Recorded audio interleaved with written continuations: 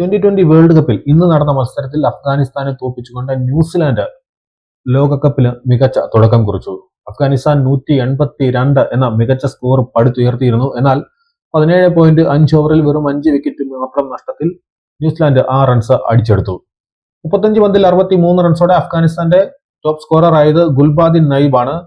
സിദ്ദിഖുള്ള അത്തൽ 29ഉം ഗുർബാസ് 27 റൺസോടെയും അഫ്ഗാനിസ്ഥാന് വേണ്ടി മോശമല്ലാത്ത പ്രകടനം കാഴ്ചവെച്ചു. Lockie Ferguson ന്യൂസിലാൻഡിന് വേണ്ടി 4 ഓവറിൽ 40 റൺസിന് 2 വിക്കറ്റ് വീഴ്ത്തുകയും ചെയ്തു. മറുപടി ബാറ്റിംഗിൽ ന്യൂസിലാൻഡിന് തുടക്കത്തിൽ തന്നെ 2 വിക്കറ്റുകൾ നഷ്ടമായിരുന്നു. 14 റൺസിന് തുടർച്ചയായ പന്തുകളിൽ അവരുടെ 2 വിക്കറ്റുകൾ നഷ്ടമായി ഫിൻ അലനെയും രജിൻ രവീന്ദ്രയെയും.